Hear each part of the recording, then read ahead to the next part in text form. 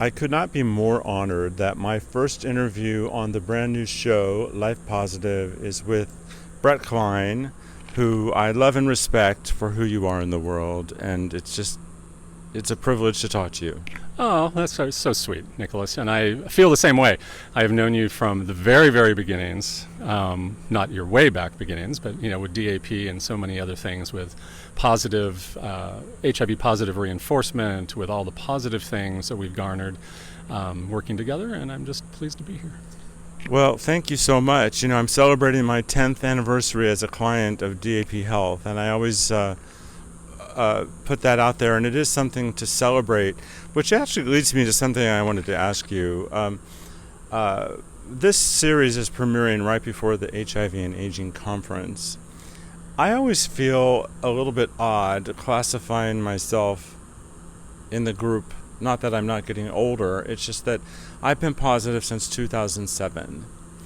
And I believe you've been positive since 1983. 93, actually. 93. Coming up on 29 years. Right. So I just feel like there's a huge difference between the people that found out they were positive before or right after there was decent treatment versus people that have become positive when we already knew that it was a chronic manageable illness and it wasn't something that I never looked at it as a death sentence, for example.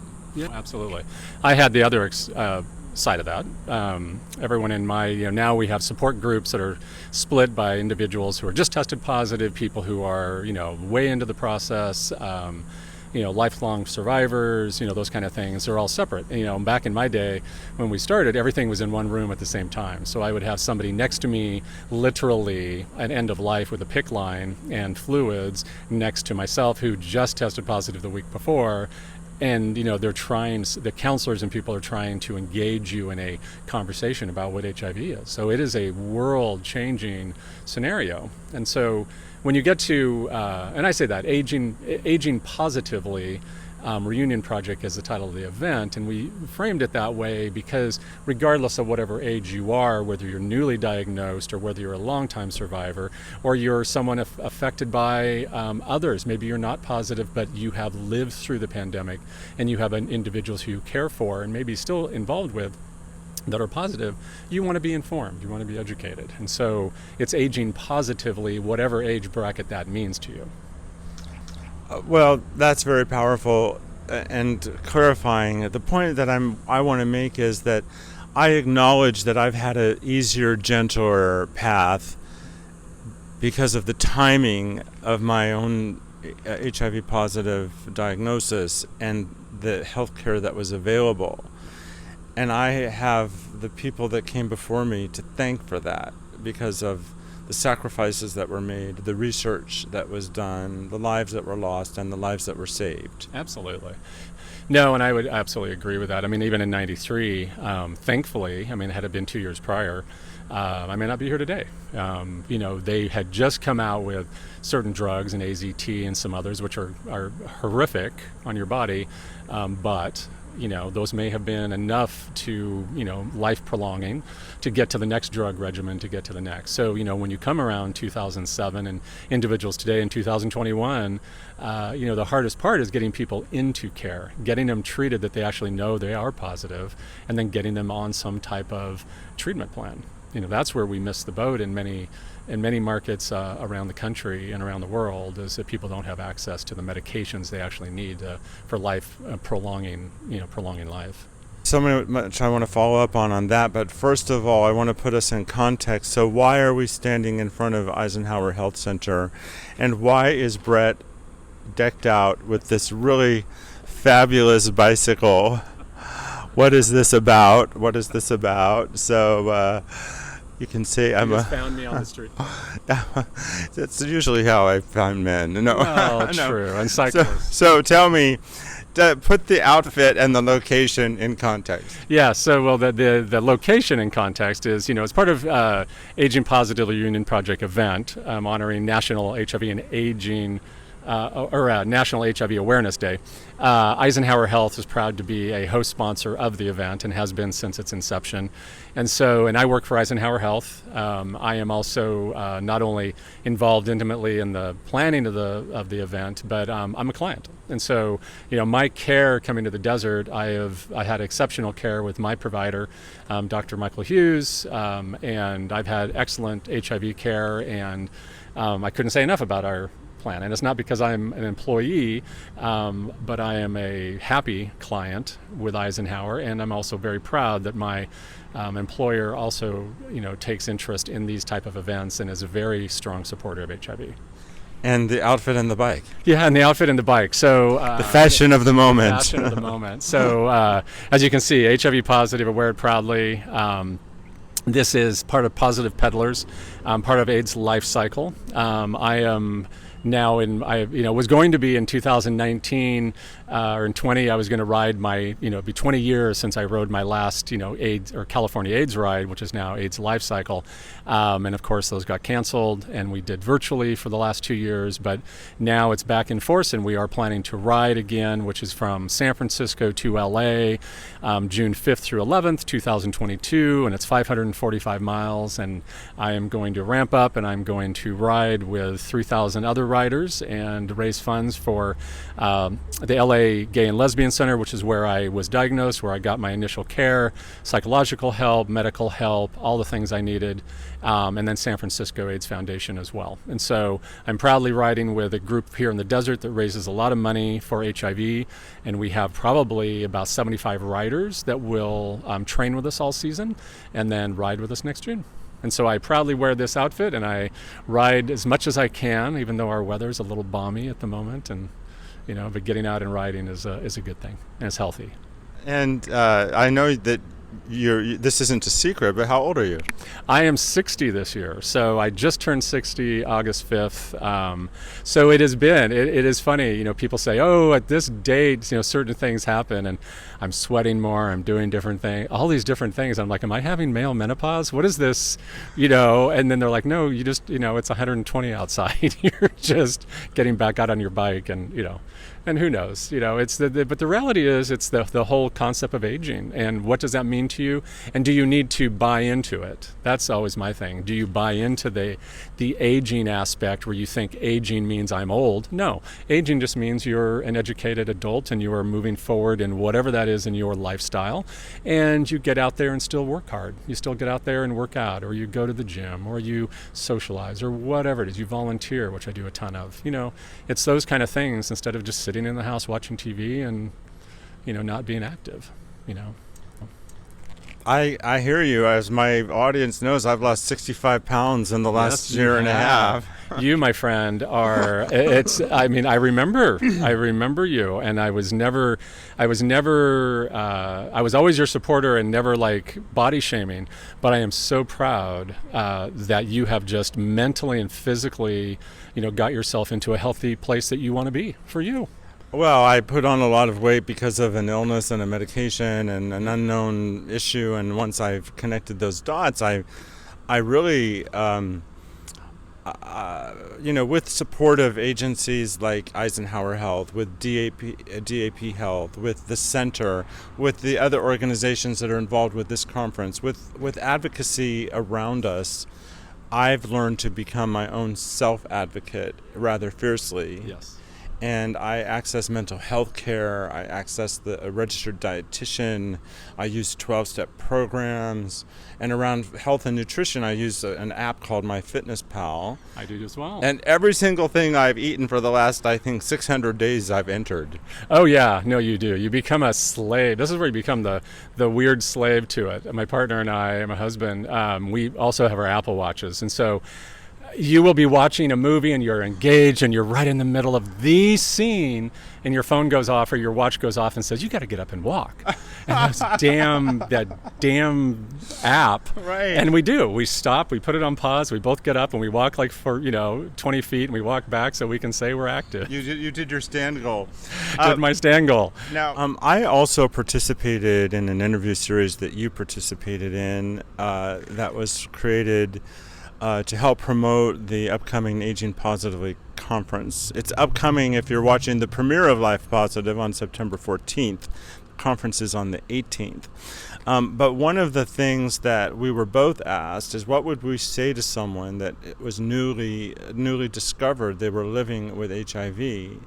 Because fear and isolation and loneliness and disconnection and all kinds of things could be a part of that person's experience in that moment. Absolutely. Well, thankfully, with good and bad, with our internet that we have today, and so many different group sites and that, but there are some amazing HIV-specific groups online, on Facebook, on Twitter, on Instagram. There's many very HIV positive in the sense of just affirmationally positive. People that are having, you post a question out there, you post a dilemma, and you will have 50 people who are giving you immediacy. If you said you needed a place to sleep this weekend because you were just kicked out of your home, you would have people ringing your number and saying, I have a camper, I have a whatever, let me find you a hotel. It's that type of support system. And many of those individuals are people like myself that have been living with it for a very long time, and others that have lived longer than I have that are giving back. Because they lost so many friends and so many family members throughout this time that now when somebody reaches out, you want to give back. And so the other side of it is volunteering. The LGBT Center has a great group of individuals. While they may not be openly HIV positive in the sense of they have a group for it, you start volunteering with them and you meet so many people that are sharing your same story. And saying, it's like, oh, I've been positive. Oh, I'm positive too. And, and it's just, it's a matter of fact. And it's just another piece of saying, maybe I have diabetes, maybe I have whatever, illness, and people are there to support and to, shore you up on your bad days and to, help you along the way and whatever that is. And likewise, it gives you a place to give back. It gives you personally, and that's what I love doing, is giving back to other individuals to say, let me help that person in some way, shape, or form. So there's a lot of stuff out there. People just have to step out of their boundaries a little bit and embrace that. And it can be as simple as just going to a social mixer somewhere. There's a bunch of different ones locally that you can just pop in, and they're HIV, you're HIV positive, and it's never really asked. That's just what it is. And the conversation is about what movie this weekend. It's not about the illness. It's about just social engagement and getting you out of your funk. So there's a lot of stuff out there. There is. Now, one of the things that I think is surprising about Palm Springs is that stigma against people living with HIV is as real as ever. Even in one of what you would expect would be one of the most accepting, open, and supportive communities, which in many ways it is. Now, the way I experience this stigma directed at me is in my effort to basically have sex and intimacy in my life. There's so many people that will discount me as a person living with HIV. They don't understand the science behind U equals U, which means undetectable equals untransmittable, which means someone that's successfully treated with antiretroviral medication and they have an undetectable viral load, they're scientifically incapable of transmitting the virus. Did I say that in a way that you feel comfortable with? Absolutely. That is absolutely much better than I would have said it, but that is, you got it all right. I speak in sound bites. You should know that by now. U equals U is absolutely exactly the way you describe that, and it's a great program to be able to bring down that stigma, to break down those walls. It is different. If you were single, I'm partnered here, but if you're single or you're meeting people, I hear this locally, and it is still shocking to me because you read, if you go into any men's group, you go into anything online, there's always, if somebody's trying to get a date, whatever it is, it always says, HIV negative, or it says, clean. Which is just a foul word in many cases because it's that stigma. It just propagates that stigma that says, I tested negative. Well, 1,000 questions comes up from those of us living with it. It's like, okay, so, when did you test negative? When did you have your last test? Oh, 6 months ago. Well, who did you date the last 72 hours? Who did you date the last 3 weeks, the last 6 months? It's all a relative window. People live in a lot of denial because they don't want to know, or they just think that they're immune from so many things, but yet they're living a lifestyle that may not actually indicate that. And so, I've learned way back in the day when I was single and dating that I just dismissed it. It's like someone says they didn't want to date me because I was positive. It's like, okay, bye, girl. It was, I literally told one guy this one time. That was before we knew the term "Bye Felicia," by the way. Bye Felicia, exactly. I was just like, bye, girl. And they just looked at me like, what do you mean you don't want to be with me? And it's like, well, you just, you don't want to go with me because I'm positive, and that's fine. I don't need to see you ever again. So let's just, that's just what it is, I've been, very HIV positive in my own psyche, about just being who I am. And if somebody doesn't want part of that in any shape or form, it's like, that's fine. We all have choices. It doesn't mean that you need to stigmatize someone else. It doesn't mean you need to belittle someone else. I may not agree with people who hit on me at the gym of things that they're looking for that I have no interest in, and I say, but hopefully they don't take it when I say I'm not really interested, that I'm somehow stigmatizing them. I'm just like, that's just not my thing. So people need to get off the marginalization and putting people in little pigeonhole kind of thing, especially in our gay community. They do that, and it's just, it's equally stifling, for these individuals who want to get out and be social. One of the things that is pervasive in our community is isolation and loneliness. And I know that the organizations that are putting together the Aging Positively Conference know and address this issue. Yeah. What would you like to say about that particular topic? Yeah, these organizations that are putting this together all have either groups or social engagements, or you just reach out to any of them. You tune into this conference on the 18th. We'll have all the information on every sponsor that's there, and there's so many others. But the LGBT Center has, Zoom lectures on every possible topic, because I run a lot of them with them in partnership on every kind of topic, from sexual health to HIV to other types of illnesses, and then just mentally positive reinforcements. And then you have Let's Kick Ass Palm Springs, which was a national organization, and they are HIV positive individuals and those affected by it that rally together, and they have lunches, and they meet at coffee shops, and they meet up here at Ristretto just for coffee, I think, on Sundays. And there's a lot of just kind of places to break down that isolation. You have all the others, JFS, you have Jewish Family Services. Thank you. You have Joslin, you have Joslin Senior Center. You have all the good ones. I know I have all the abbreviations. You have everybody partnering. Pals of the Desert, I love. Richard Bass. Thank you. And I'm kind of always never remembering. He's going to kill me that I never remember what PAL stands for. All I just know is... I know his name is Richard Bass, but... Yes, I just know that they do an immense amount of service for gay and lesbian individuals who are aging, and you just want to find any types of topics. And a lot of their stuff is just surviving, how to plan for the future, how to age, in our little world and get the answers we need. I've tuned in for a lot of his stuff on finance and other stuff that have just been eye-opening, because I'm like, wow, that was the answer I needed. So thankfully for Richard and his groups. Now, when is the last moment people can register for Aging Positively? That's virtually on the 18th, and since it's virtual, I imagine it's accessible to people beyond the Coachella Valley. Oh, absolutely. It is national or even international. I mean, we posted, it has been on a lot of different stuff. And because of HARP, which is HIV and AIDS Research Project, which is one of the founding partners, they have outreach to many HIV organizations around the globe. And so individuals will tune in from wherever, heavily Southern California, obviously, and the Coachella Valley. But in a virtual standpoint, you can register up till that morning. I'd like to get a sense of who's, kind of what the numbers look like, so we can monitor our tech kind of stuff by, noon on that Friday the 17th. But being that we're not in person, you literally can tune in that next morning right before it starts at 9 a.m. Pacific Coast time, and you'd be right in. There's no hold up. And I happen to know that people will watch this episode over and over again in perpetuity. So the Aging Positively Conference does happen on an annual basis.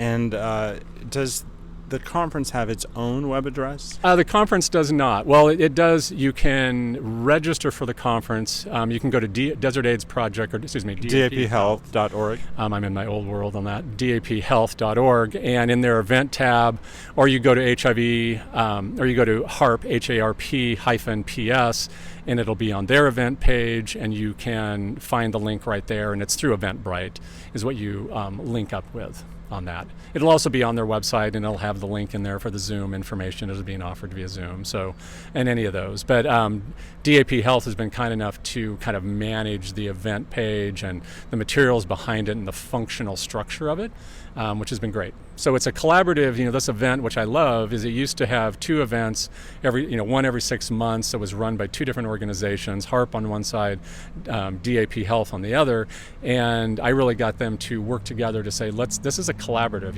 HIV is not independent of these. We're spending tons of resources and staff time and trying to get people engaged and speaking, so why don't we do it once a year on the national date for awareness for HIV, and let's be a collaboration. Let's actually break down those barriers and those stigma between what people sometimes think is competitive organizations, which we are not. We all serve independent needs, we all serve the community at large, and we all partner together. Eisenhower is a strong partner with every single one of these organizations. We volunteer for them, we support them financially, we're at their walks, their dances, their whatever event they're doing, we are there as Eisenhower. And then conversely, every time we've ever done anything, DAP Health is right there with us.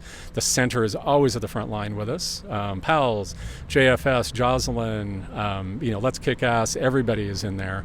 So it's a very nice collaborative agreement. And almost every organization Brett just named has a really great newsletter. For example, the LGBTQ Community Center of the Desert, they're all about creating vibrant community. They have a great newsletter. DAP Health and Revivals that are connected with each other do their regular newsletters. I'm sure Eisenhower has a newsletter. We have our newsletter. You can go onto our website, and ours comes out monthly. We're not a marketing kind of thing, so we talk about our lectures. We tell that. You can sign up and we get a quarterly magazine we send out. I will say DAP Health just created, Stephen Henke has done an amazing job with their marketing as their brand engagement person. With all of our marketing behind this event, but also just for Revivals and for DAP and their messaging of healthcare. They have a new magazine that just came out, which is spectacular. DAP Health Magazine. Oh, is that what it's called? I have it in the car. I hadn't put the name to memory. But it's a great publication. And then you have a series as well that is hitting out there on, I think you have seen it, but it answers a lot of the questions of these interviews that each of us have put forward. And it's just, I think it's going to have a lot of plug this year. We already have close to 100 people signed up for virtual conference this far out, and we haven't ever had that. Usually it's about 125 to 150 people in person. So we just know that this is going to build as the years go by, and next year we'll be in person, and we can only hope with COVID behind us that everybody will be back in person and we can actually socialize and do all the things we talk about as well. This is kind of funny, but until 2 days ago, I didn't know I had signed up for a virtual conference. I thought I got to go somewhere in person. Well, you can come in person to be with the tech people. That's okay. I don't mind. There's only 7 of us, so you can either sit at home, as I've told our sponsor, our host organizations.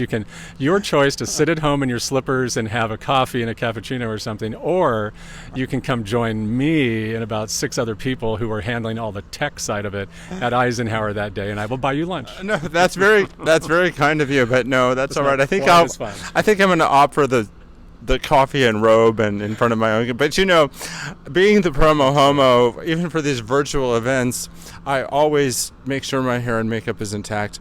And I also and that I have great lighting for television. And then I'm always disappointed when whatever I'm participating in doesn't allow me to be on camera. I thought, well, why did I sign up if it's not going to be about me? No. Well, the good thing about the virtual, it's not a webinar format, so we ask people to, put their videos on. This part of that, what you talked about earlier about stigma, breaking down barriers, being visible, is being visible on camera, being visible in your environment. So whatever stage of life or whatever you're doing at home, That's obviously appropriate for camera, but tune in, turn your video on. We mute everybody, but we want to see faces. Our speakers want to see people. So thankfully with Zoom format, you can see other individuals and you can reach out and you can message people. There's a lot of stuff that just goes on the behind scenes that you can say, "Hey, Nicholas, hadn't seen you in a while." It's that kind of stuff that is still the engagement, even though it is virtual. It's not as Will much you fun. be having emojis that communicate whether or not someone's single? I don't know. That surprisingly they have not done that yet, and we should have people say wear a green. It used to be back in the days when you'd go to a party or a bar, it'd be like green indicated single, red was partnered, yellow was something else.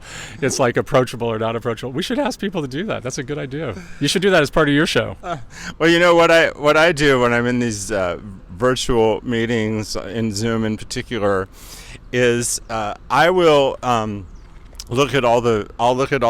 listen to what's going on, but while I'm doing that, I'm looking at all the participants, and I'm making their video full screen, and I'm studying their design tips and figuring out, it's like, of course it's kind of voyeuristic.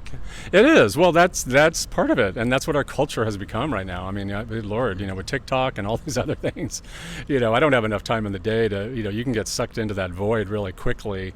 And that's the thing that I would tell people too. To your question earlier, it's like the isolation. That in itself can be isolating. So if you spend your entire day and all of a sudden you realize, I've been on Facebook for the last hour and a half, whatever that is on a weekend. Well, wow, what could you have done for that hour and a half to go out and walk in the park? And maybe you just might have met someone along the walkway that you just said hello to and strike up a conversation. There's a lot of stuff that can be done that is not sitting just behind your computer or at home. Well, I am so looking forward to these real world opportunities. Just to maybe tell you something you don't know, but to refresh my audience. So Life Positive, the new television series on PromoHomoTV, is inspired by my own book, Life Positive, A Journey to the Center of My Heart, a living powerfully with HIV memoir written as I lived it. And I became HIV positive while living in Thailand. Not Thailand's fault. I'm a responsible person. I made the decisions that put me in that situation. But I decided to go public with my story in a part of the world where there was a lot of invisibility and stigma around the issue. And that book ends when I return to Palm Springs and I move into the Vista Sunrise Apartments that's affiliated with DAP Health and start to rebuild my life. And who knew that in the next 10 years, PromoHomoTV would be born, this TV show would be born.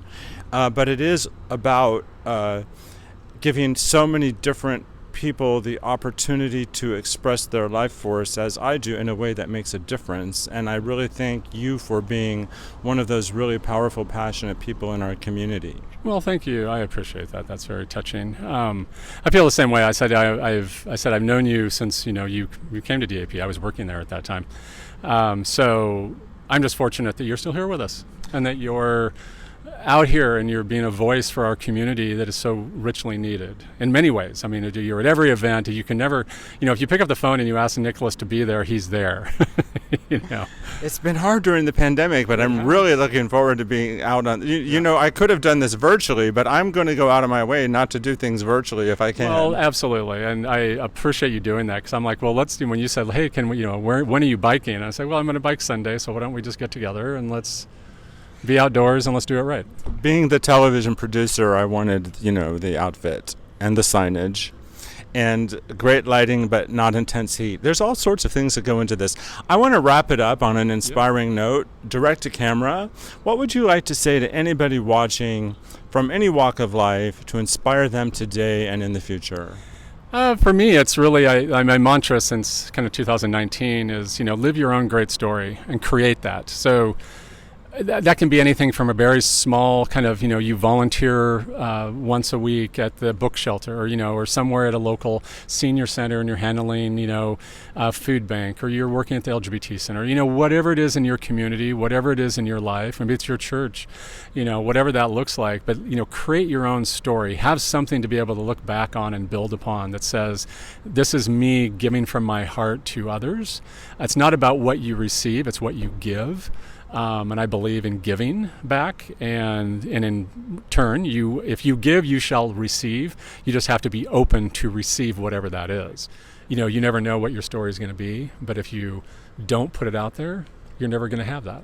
So Beautiful from Brett Klein. So live your own story. If you don't like this chapter, turn the page, start a new one. absolutely.